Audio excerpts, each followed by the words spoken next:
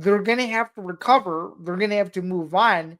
But it's just a matter of, okay, when they come to grips with Kiffin no longer being there at Ole Miss, can they move on and see that Golding is clearly the guy for success?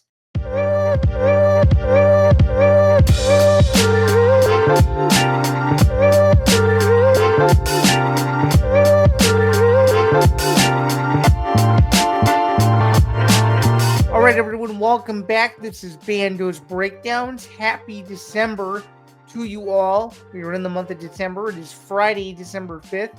At the time that this is coming out, my name is Zain Bando. Thank you so much for joining me. I greatly appreciate it. The second to last Bando's Breakdowns of the 2025 season is here.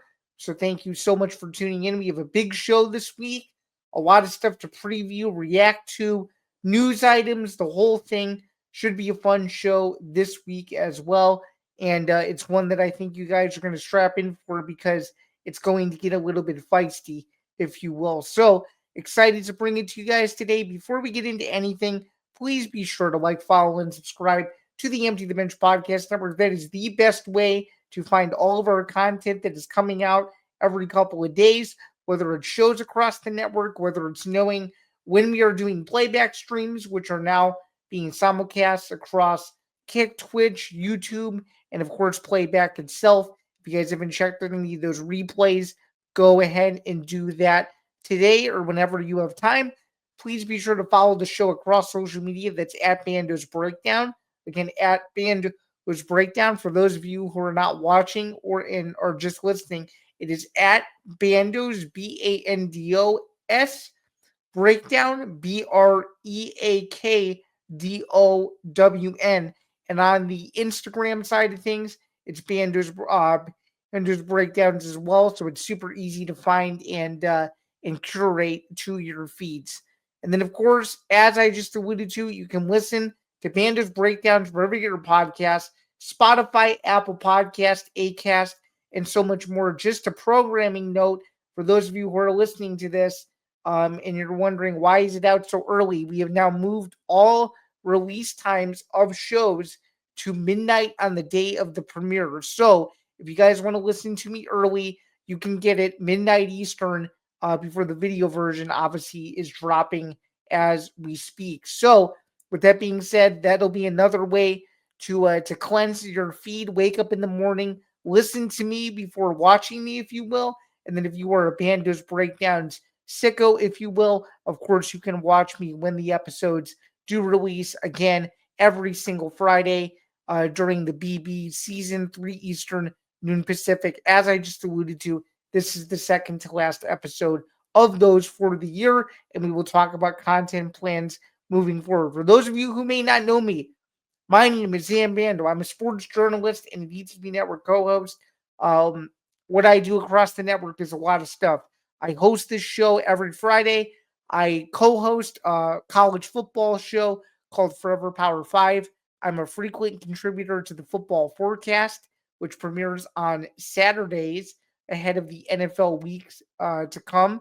We give our picks and predictions against the spread. Me and a bunch of guys, and Christy Wilson as well. She's our main female presence on there. We pick every NFL game every single week.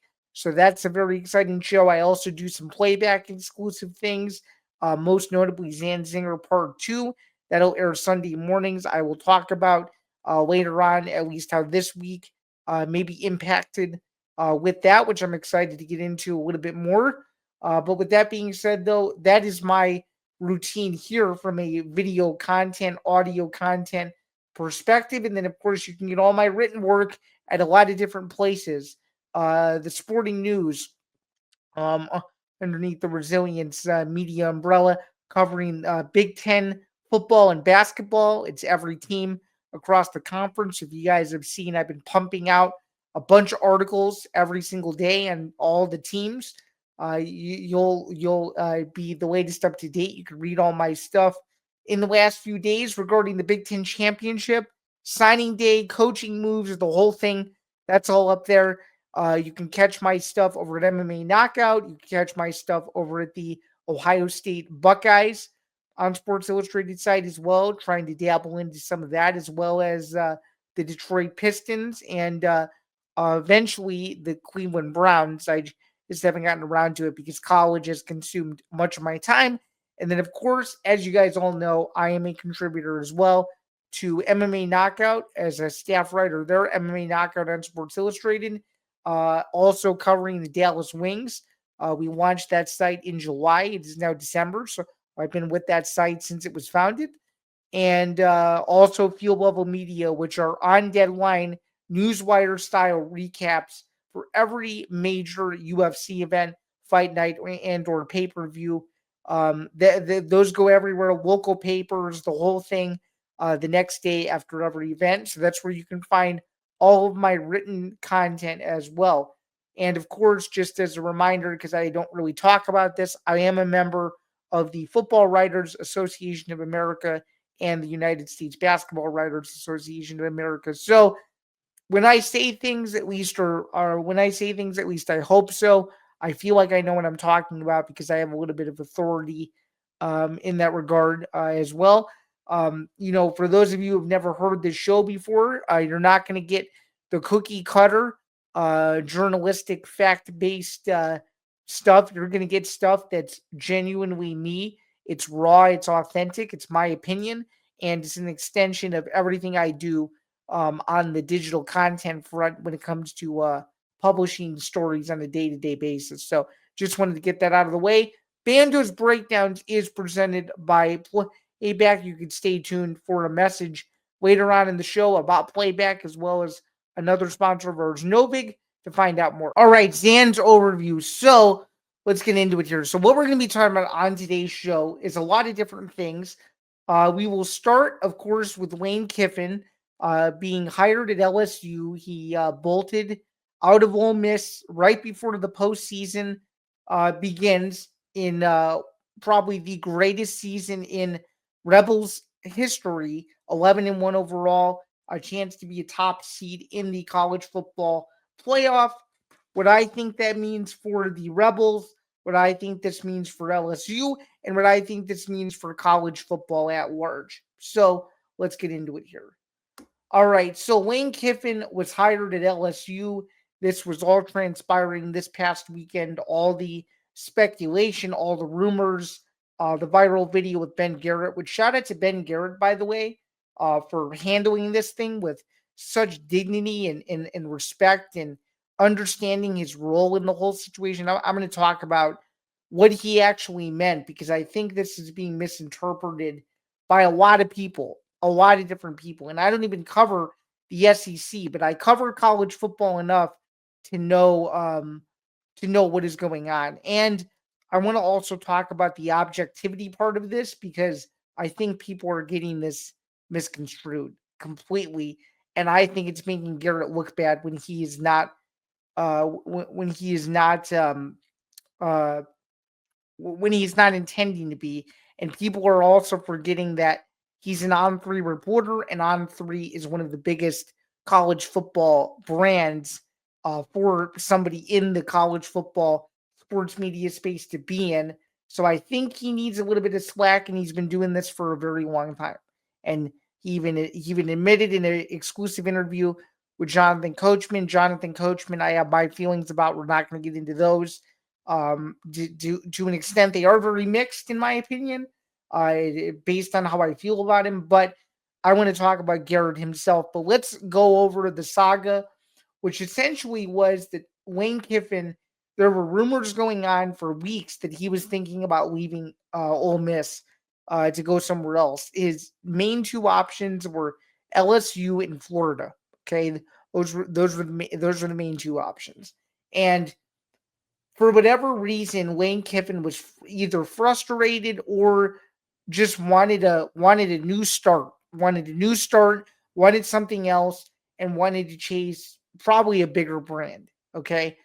Um, you know, in my opinion, if you're offered a job where you're being paid more money to go to that job and be successful and be financially secure, I'm not saying he wouldn't have been financially secure if he didn't take this job, but I think it goes to show that he was in it for himself and he wasn't in it for the players. Now, here are the issues that I have with this whole thing. Um, and my co-host Nick DiMartino says it all the time. And this example could not have been more true than what Lane Kiffin opted to do this past weekend. So, what Nick DiMartino, for those of you guys who listen to Forever Power 5, you guys know this about him. He really likes to say that these coaches are very unloyal people.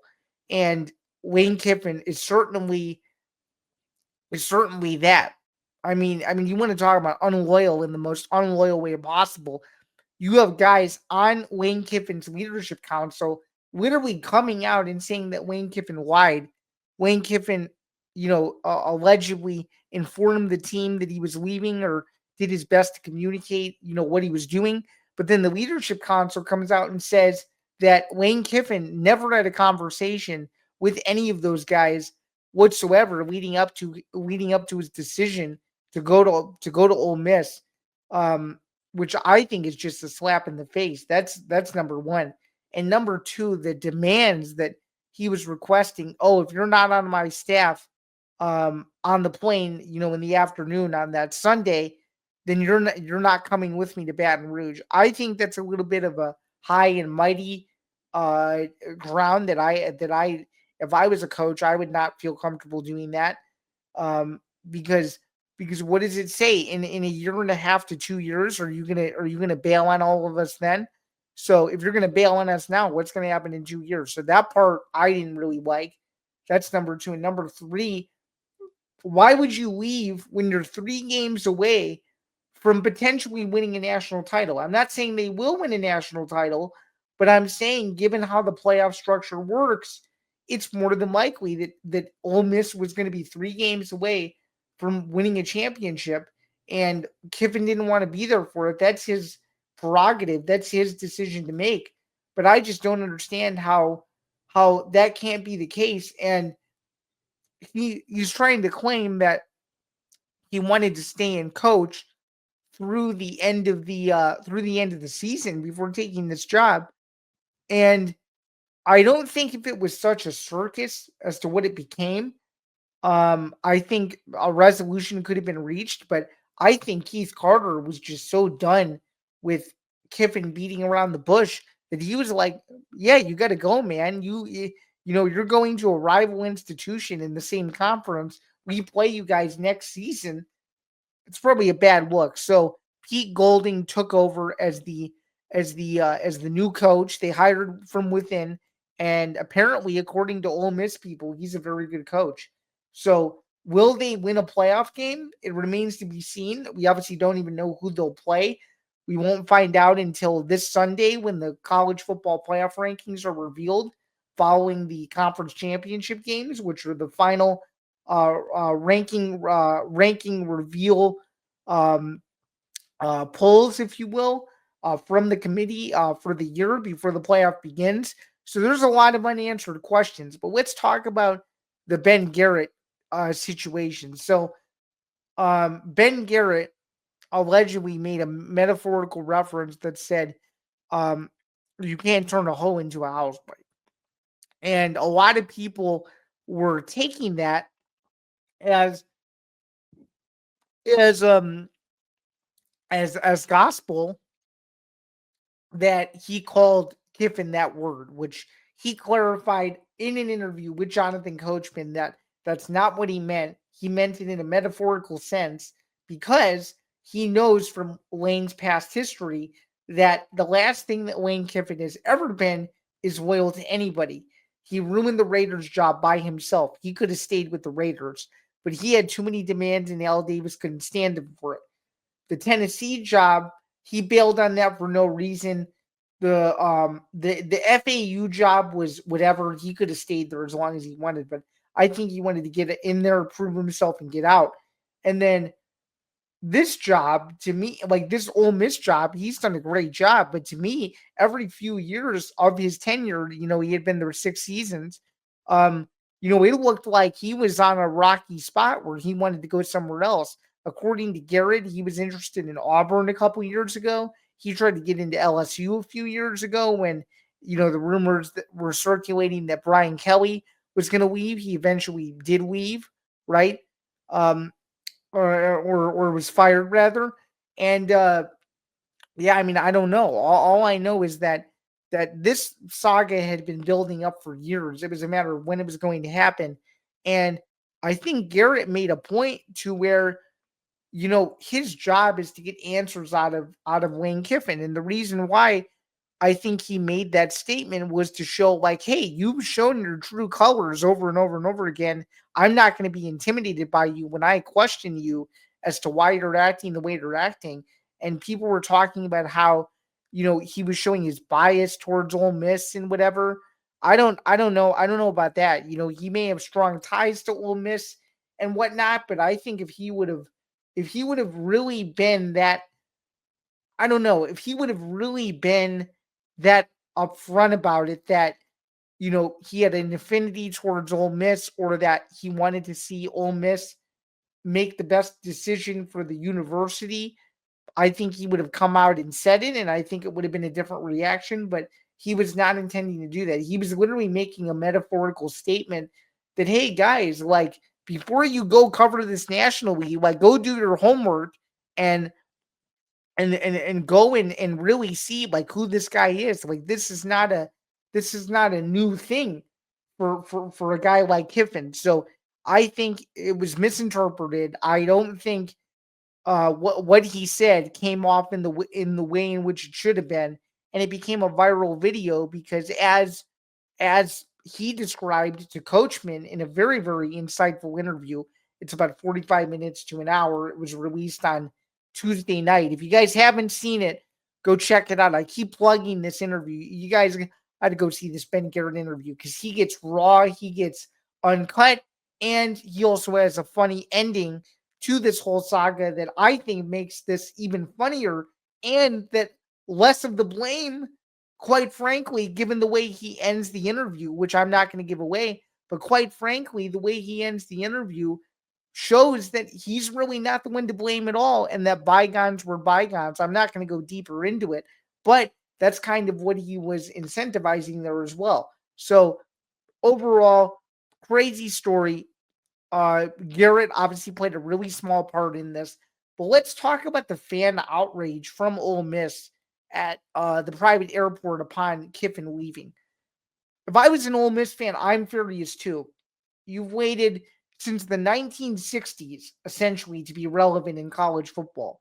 This is the year where you finally figured it out. You finally figured out, okay, we can compete in the SEC. We have a really good quarterback in Trinidad Chambliss. We have a schedule that's manageable enough to where we play tough teams, but if we win the games we're supposed to, we're going to be in a good position. And their only loss is to a team that's playing in the SEC championship game this Saturday down in Atlanta, the Georgia Bulldogs, which means they've won every other game on their schedule, and they've done so in impressive fashion.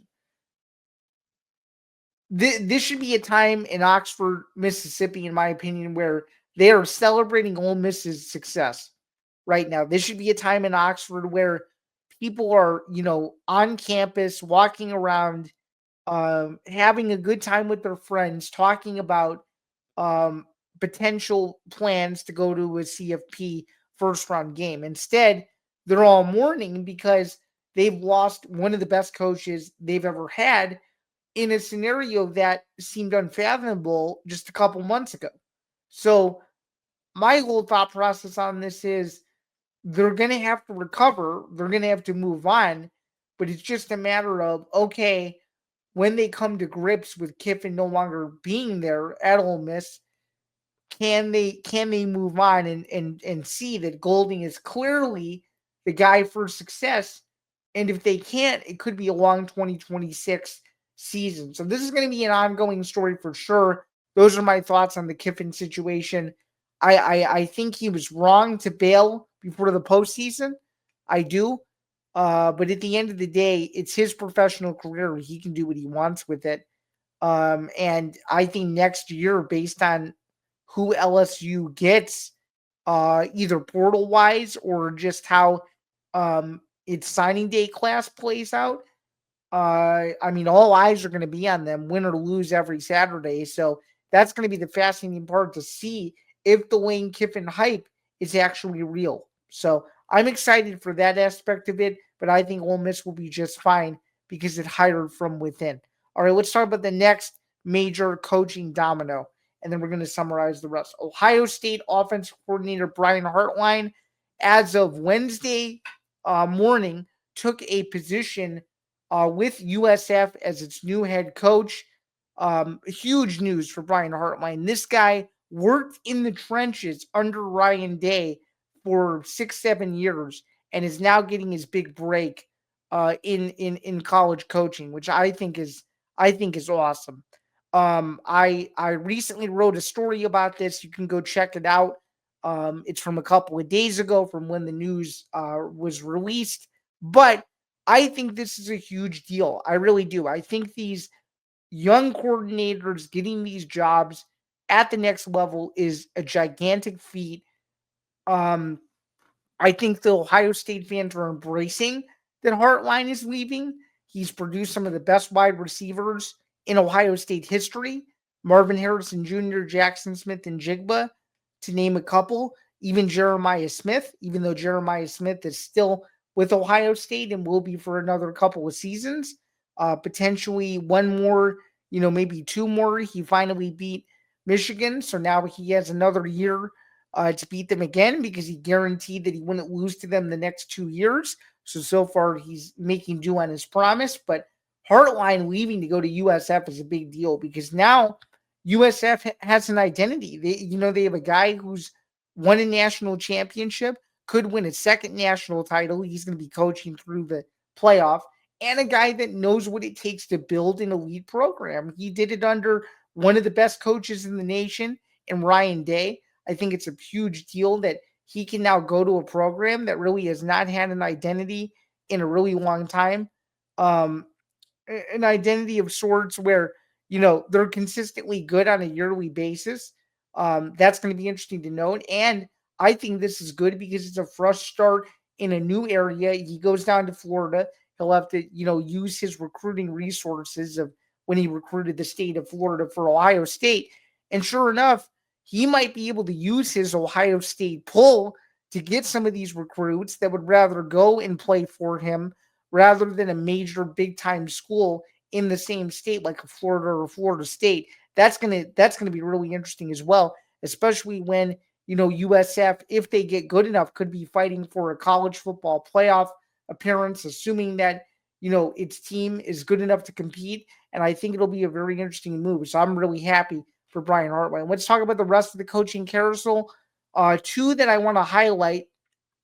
Um, Two that I want to highlight. One in particular, as I fix this here, 1 second. Okay, two in particular that I want to highlight here is Will Stein going back to Kentucky to become the new coach of the Kentucky Wildcats. He didn't have ties to Kentucky. I'm pretty sure his ties were to Louisville, but he goes to Kentucky. It's a big hire. Again, another young coordinator going to a major Power Four institution in the Kentucky Wildcats that dismissed Mark Stoops the other day. And I think this is a big, big, big step up for Will Stein. He obviously going to coach in the postseason for Oregon, but again, another similar hire where he got to work under one of the best coaches in America in Dan Lanning. And I think that's going to pay him huge dividends, huge dividends going into a season where Kentucky, they're not really going to have a ton of expectations, but they will compete and they will compete their asses off for a guy like Stein who demands excellence. So you better believe that he's going to go hard. You better believe that he's going to recruit the state of Kentucky like no other. He knows the area because he's from there. It reminds me a whole heck of a lot about, even though he already had head coaching experience before in the Big Ten, this Will Stein hire reminds me a lot of when Brett Bielema was hired in Illinois, because Brett Bielema already had the Illinois roots attached. He was from Prophetstown, and he promised Illini Nation and the college football world that he would recruit the state of Illinois. And sure enough, he's done that and then some. And I think Will Stein, with the right resources and support, will be able to do the same thing. Another coaching hire that I want to highlight, which is a big one and one that I think surprised a lot of people. Pat Fitzgerald is back in college coaching. This time he's back in the Big Ten, trying to restore the order in East Lansing for the Michigan State Spartans. Michigan State dismissed Jonathan Smith following his lone Big Ten win of his Spartan tenure against the Maryland Terrapins this past Saturday. Huge, huge hire for Michigan State as Northwestern's previously at Northwestern, Fitzgerald was vindicated of any wrongdoing in the hazing scandal that rocked the college football world at Northwestern. But let's talk about this from a coaching standpoint.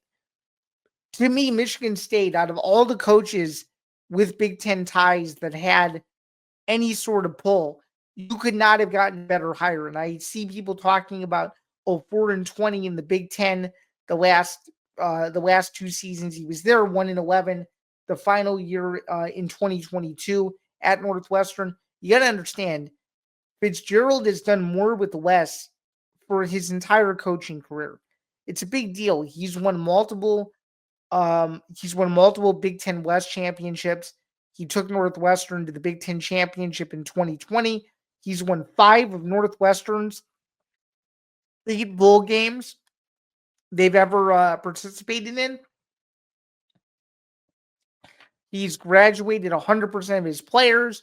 He's been active in the community, and he deeply cares about rivalry football. He went in his introductory press conference, and he said, hey, look, there's one game in this state that means a little bit more, referencing Michigan. And it went viral immediately because Jonathan Smith openly admitted he didn't understand the Michigan rivalry. And to hear that Fitzgerald not only recognizes it, but wants to make it a priority is a big deal. They might not win right away. They might go 5-7 or 6-6 in year one, but you better believe that they're going to be a lot more competitive. They're going to be a lot more physical. They'll be faster under him, and they're going to get some guys from the state of Michigan that they would have otherwise not gotten had they maintained Smith as the head coach, because it's clear that Smith wasn't working out. And he was a good guy. He was a good guy, a good football mind. I just think, as Michigan State analysts were saying all over the state, that Smith just wasn't the fit, wasn't the guy, wasn't the identity of a program that makes you say, oh, Michigan State is, a program to be messing with. And I think he's going to do a similar job to what Bielema has done at Illinois. He's going to recruit Michigan like no other. He's going to get really, really good talent. And they're playing a schedule to where he's familiar with all of these teams, maybe minus the West Coast teams and whatnot, but he is familiar with this league. He played in the league. He coached in the league for a long time. I don't understand how you couldn't look at this, dismiss the final 2 years. Quite frankly, like talent-wise, skill for skill, he probably knew he wasn't going to have a very good team. He probably didn't think he was going to only win one game his final year, but that's what happens when you go to a program like Northwestern. And as someone who went to school there, I'm going to be honest, Northwestern football is not as important as a few things. Northwestern basketball, obviously the Medill School of Journalism, and you could even argue the Kellogg School. It's very, very academically focused. And I'm not saying Michigan State is, in fact, Michigan State's a pretty good school academically. But sports and the campus life culture at Michigan State is vastly different and vastly more prioritized from a sports perspective than Northwestern ever was. And if it wasn't for Fitzgerald being the coach at Northwestern for as long as he was, that football program would not have had an identity. He was essentially Northwestern. Now he's coming in to where the powers that be, he's going to be in a very collaborative setting with the likes of Tom Izzo and the other coaches there, to where he could lean on the mentorship of people that have just been institutionally important for a school like Michigan State's. Well, I think that's what people are missing here. It's a much bigger brand, and to be quite frank, it's a much better job. And this is no disrespect to David Braun, but you don't hear people discussing David Braun in the Big Ten as much as they would, for example, Sharon Moore, Ryan Day, Dan Lanning, Brett Bielema, Matt Rule, even I would argue gets more coverage than David Braun does. So it just goes to show that as much as Northwestern, it's great they're making a bowl game. It's great they won 6 games, but no one is moving the needle to cover Northwestern or to even seek out, covering a program that just isn't at the level of some of these other brands. And until they do that, and until they really boost up their presence, and until they start landing big name recruits, like recruits that people have heard of, in the circle, which I'm sure if you follow recruiting, you know who some of these guys are, but they aren't names. This is no disrespect, but they aren't names that jump off a page. They aren't names that make you go, "Oh, Northwestern can go into that elite tier." Versus when you look at Michigan State, in my opinion, they are a few pieces away from doing that and doing so very quickly. Again, it may not come in year one, but it's going to come in due time. And 100% knowing the culture and knowing the people is what's important. And I think Michigan State recognizes that. They're giving him a chance. And as we saw Tuesday night, sold out Breslin Center, Michigan State destroying Iowa in men's basketball. Pat Fitzgerald going up to center court and saying, "What's up, Spartan Nation?" And the whole place goes crazy. That goes to show you that the fan base has already bought in. It seems that the alumni have already bought in. I'm going to be honest. If my grandpa, proud Michigan State alum in the mid to late 50s, if he was still alive, I think he'd have a very strong opinion of this, and I think it would be an overall positive one. So I think overall it's a very, very good hire. So there's that. All right, let's talk about some football here, some college football predictions. Before we do that, though, let's hear a word from our sponsors. And of course, Bando's Breakdowns odds are presented by Novig. So without further ado, we will be right back with a word from our sponsors. And after that, we will get into predictions. So stay tuned. Hey fans, Novig is here to change the way you play. Available right now in 35 states, Novig is America's #1 sports prediction market. It's 10 times more profitable than traditional sports books because there's no house edge. Instead, you're playing against other fans just like you. Novig is also the only free exchange, which means you get to keep every dollar you win, whether you're putting down plays on the NFL, NBA, NHL, MLB, college sports, or even UFC and tennis. Novig gives you the power to pick the best odds or set your own. Sign up today with the promo code ETB Network, and you'll get 1,000 Novig coins plus $5 in Novig cash, and special bonuses like spending $5 and getting $50. Novig, where fans play smarter. You must be 21 years or older to play. Please gamble responsibly. Gambling problem? Please call 1-800-GAMBLER. Just wanted to give a quick timeout in the middle of the show to remind you guys that Bando's Breakdowns is presented by Playback. I teased it a little bit earlier that there was an announcement coming, and sure enough, without further ado, here we go. Presented by Playback, watching sports is more fun with others, but we spend too much of our time watching alone. Playback is a virtual space where communities can stream live sports together with everyone perfectly synced up.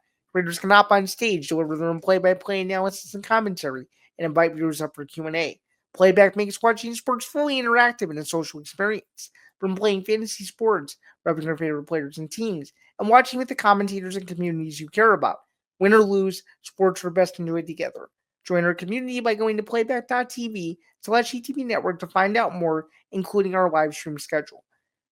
And with that, we can get back to the show. All right, first game on the docket, Mountain West Championship, UNLV at Boise State. Boise State favored by 4. The over-under is 58.5. Boise State no longer is Austin Genty or Ashton Genty, but who they do have and what they do have is the home field advantage. I think Boise State playing on a blue field is one of the most interesting things about college football.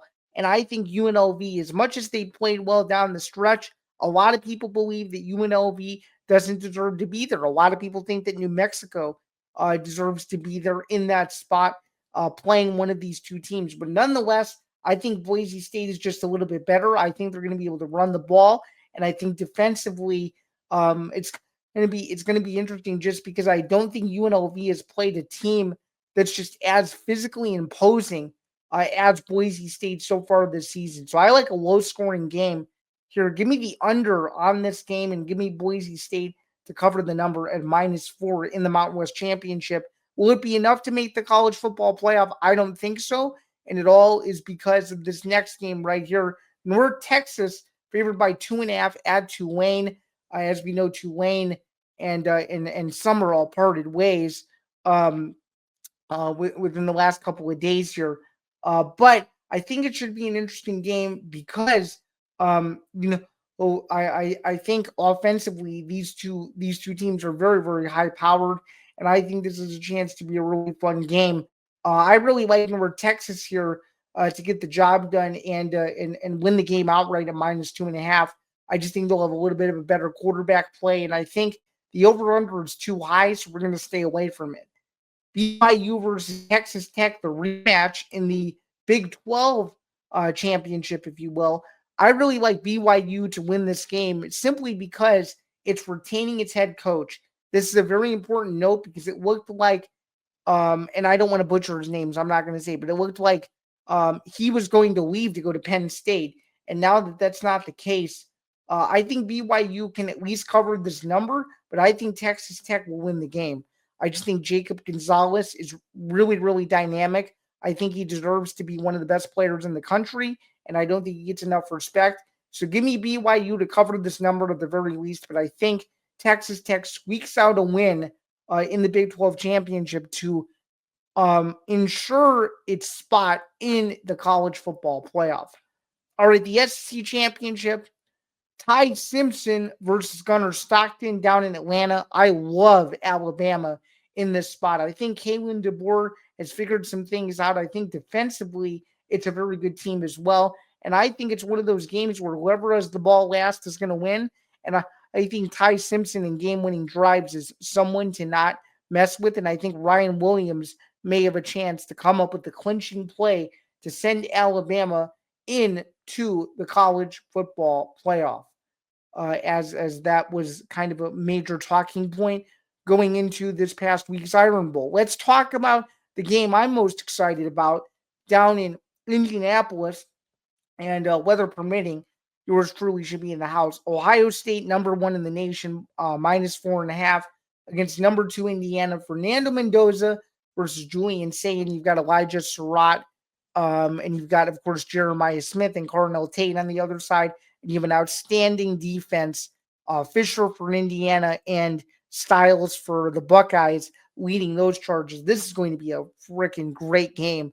I don't remember the last time or if it's ever happened. The number 1 and number 2 teams in the nation, not just in the Big Ten, are playing for the Big Ten championships. The stakes could not be any bigger. I think this is the biggest game out of all the games this Saturday because it's going to determine who's going to win the Heisman, and it's also going to determine who is going to be the number 1 overall seed in the college football playoff. I really think the winner has a chance to do that because the winner remains unbeaten. The loser suffers its first defeat of the year. I just think Ohio State is a little bit better. I think when you're the defending national champions, you got Ryan Day, as experienced as he is as a head coach. I think this is a chance to be a really good game. But what I do think as well, though, is I just love Ohio State. I mean, I just think offensively, they're just so fun to watch. I could totally understand why people have really gravitated towards them. And Ohio State really hasn't been tested much this year besides when it played previously number 1 ranked Texas and Arch Manning. So I think this is going to be a game where Ohio State may have to play from behind early in the game, but as soon as it kind of breaks out of its funk, if you will, it'll have a chance to put up some points. So I like Ohio State to cover this number here, and I also love the over in the game too. I think a lot of points are going to be scored. I think it's going to be 45-30 Ohio State, and I think Indiana is going to have to match Ohio State score for score. Otherwise, it'll be a long day for the Hoosiers because Ohio State's pass defense just doesn't give up all that easily. And I'm pretty sure the most points that a Big Ten team has surrendered to Ohio State or has scored on Ohio State all year was Illinois in its 34-16 win in Champaign back in October. So it just goes to show you how good Ohio State really is. The mission's far from over. And if it can win its first Big Ten title since 2020, whoa, it's going to be a fun next couple weeks. That's for damn sure. The ACC championship, Duke sneaks in by some miracle, playing Virginia. Virginia minus 3.5. I think Duke is just happy to be invited to the party here. I think Virginia smokes them. I think this is the worst game out of all the games this weekend. I think this game is a total laugher. Give me Virginia to cover this number, no problem. I think Duke is a very good team. I think Manny Diaz has done a nice job there. But when you get in at 7-5 and people are pissed because Miami should be in that spot, and some other schools may have a case too within that mix. But Virginia is just the better team. You knew Virginia was going to get in. It was a matter of who they were going to play.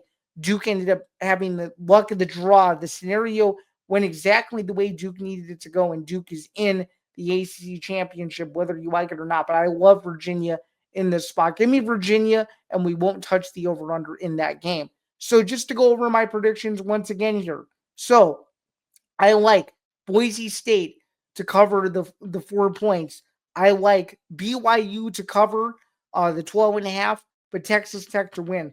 I also like Alabama to cover the number against Georgia, and I like the over in the game, and I also like Ohio State to cover the number in Indianapolis, and I also like the over, and I like Virginia straight up against Duke in the ACC championship game. So those are my picks. Bears and the Eagles.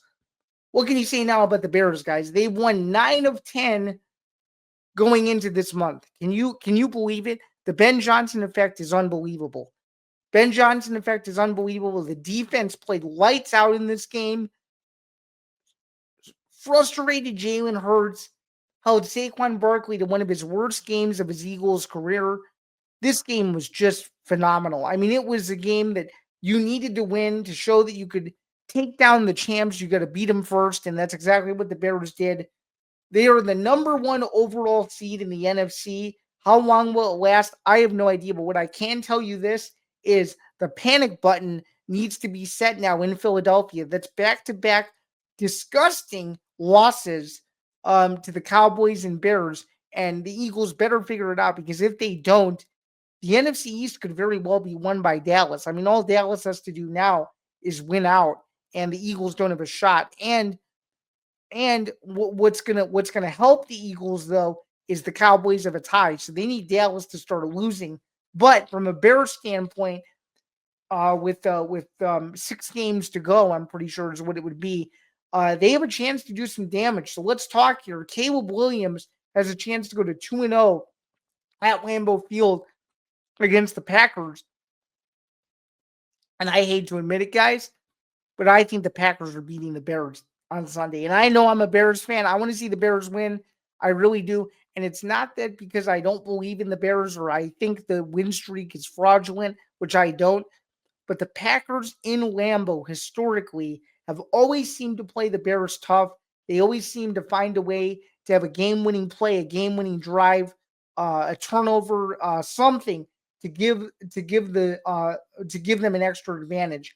And I think the Packers were resting their starters before the postseason in that last game, and that's the reason why they lost to Williams, was because they just weren't up for the game. They didn't need to be up for the game. The game meant nothing to its postseason hopes whatsoever. And I think this one, with the Packers pretty much at full strength and with the Bears coming off of a huge high, I think it's going to be one of those games where it's going to be a classic game and it's going to be close. But I also believe, too, that the Packers are just simply a little bit better. Jordan Love has a little bit more experience. The Packers defense has played much better. It seems like they're figuring it out. And they went on the road this past week and beat a Lions team that's a fringe playoff contender. And I just think the Bears have yet to truly be tested. And this will be their first real test to see whether or not they have. So I think the Packers win, but I do think the Bears game, the second Bears-Packers game, rather, in Chicago, December 20th at Soldier Field, is going to be one to remember, because I think the Bears have a chance to win that one and split the season series. And then you never know how the other games are going to go. You still have Cleveland, you still have San Francisco, and you still have Detroit. So There's still much to play for. Actually, I said 6 games. I think I meant 5 games. Nonetheless, though, huge back half of the Bears' schedule starts on Sunday in Green Bay. Can the Bears get it done? We will find out. But I like the Packers to win this game, and I like it in a close one here. I like it to be 26-23 Packers. Green Bay drives down the field, kicks the winning field goal, and gives the Bears its first loss in a really long time. I think it would have been their first loss if they were to lose this week since week 2 against the Detroit Lions, because it lost to the Vikings in week 1. All right, let's move on now to some UFC. It's the final UFC pay-per-view ever, UFC 323 in Las Vegas this Saturday night. Main event, Merab Dvalishvili, Peter Yan, number 2. The co-main event, Alexandre Pantoja versus Joshua Van.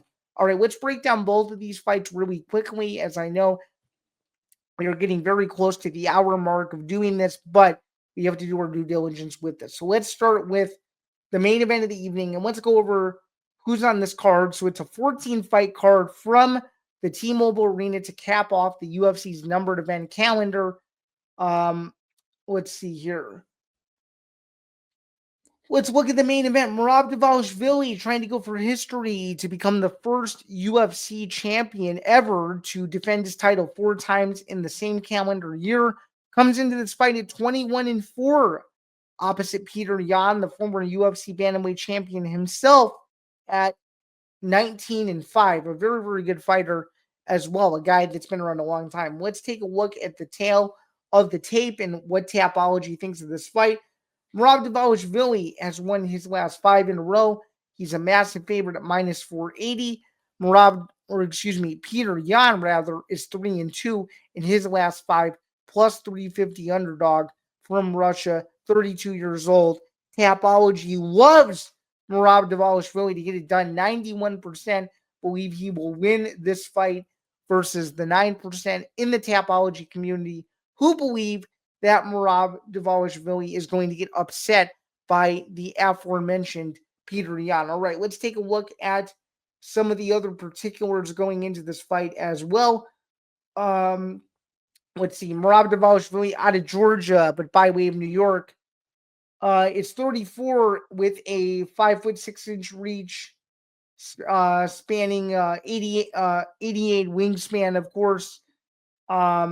Peter Yan out of Russia, 32 years old, so 2 years younger than the champion, 135.5 is his average weight there at bantamweight, fighting out of Tiger Muay Thai and RCC Academy. It's a good fight, but the only way I can see Peter Yan win this is if he keeps Merab on his feet.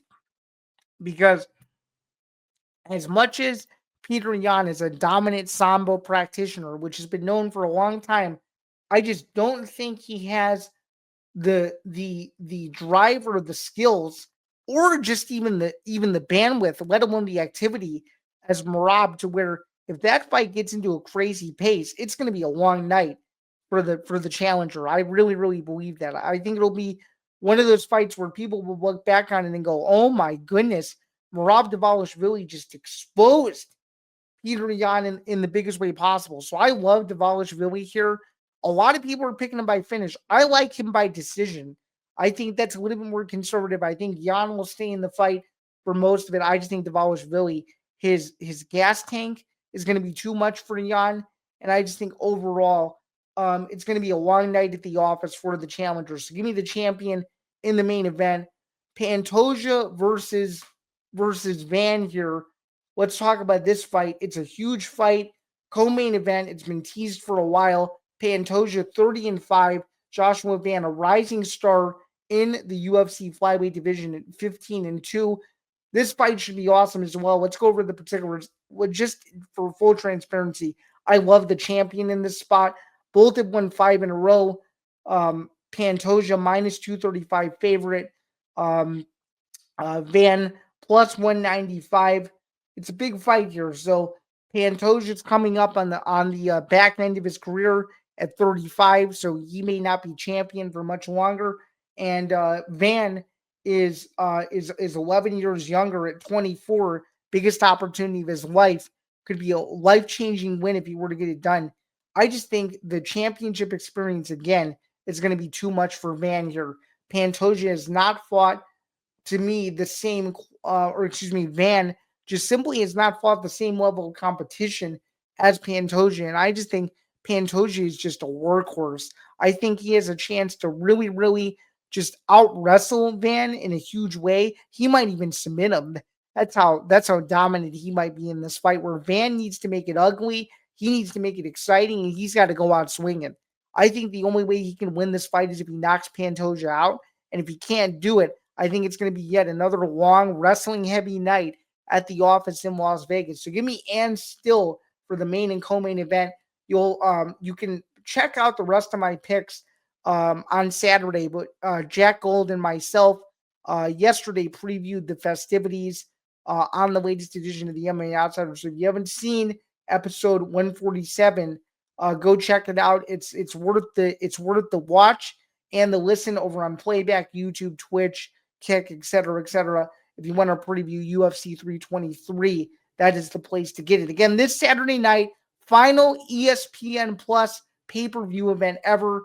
You won't want to miss it. It should be a fun one. Let's round out the show. One thing I saw, UFC is going in all in on Paramount. That Thanksgiving announcement was awesome. It got me instantly hyped for UFC 324. It got me extremely, extremely hyped for the rest of the deal. I think it has a chance to be a really, really fun partnership, especially the fact that there is no more pay-per-view. I'm really excited. There's been a lot of controversy about the main and co-main event of 324 and the main and co-main event of 325. I mean, you guys gotta chill out. You guys gotta chill out, man. You guys really have to chill out. We are getting fights of high quality for free.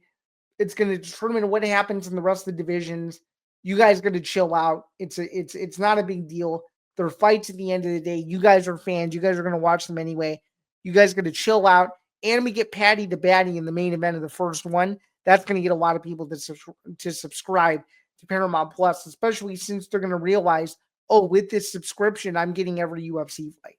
So people have to chill. People got to calm down. It's not the end of the world. There are fights at the end of the day. You either watch them or you don't.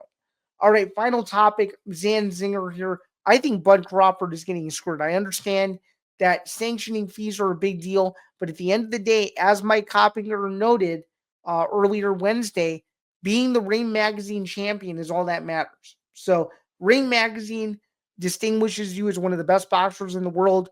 Crawford is still the champion at 168, so I think it makes the Canelo win still look pretty good. Is it a bad look from the WBC's standpoint? Yes, because Crawford didn't pay his fees. But at the end of the day, he's got to have his people around him tell him when he needs to worry about that stuff and when not to. Because I just think he's too busy. He's got a lot going on, and he has so many people to attend to. I think people need to cool their jets. The vacant title fight will happen, and whatever happens from there happens from there. But nonetheless, though, should be an interesting 2026 for Bud Crawford based on what happens. All right, Zan's errors. We had no errors this week, so thank you guys for that. A clean show as usual. And that'll do it for episode 69 of Bando's Breakdowns. Really appreciate you guys tuning in. It was awesome to hear you guys or to hear just kind of what's been going on in the world of sports. And it'd be great to hear your guys' feedback after the show. Again, Bando's Breakdowns is presented by Playback. And of course, you can listen to Bando's Breakdowns wherever you get your podcasts. For everyone at the ETB Network, my name is Zain Bando once again. This has been episode 69. Thank you so much for tuning in. Have a wonderful, wonderful weekend. Enjoy all the college football there is to come and the final UFC pay-per-view event of 2025. And until next week for episode 70, we'll see you guys soon. Have a good one.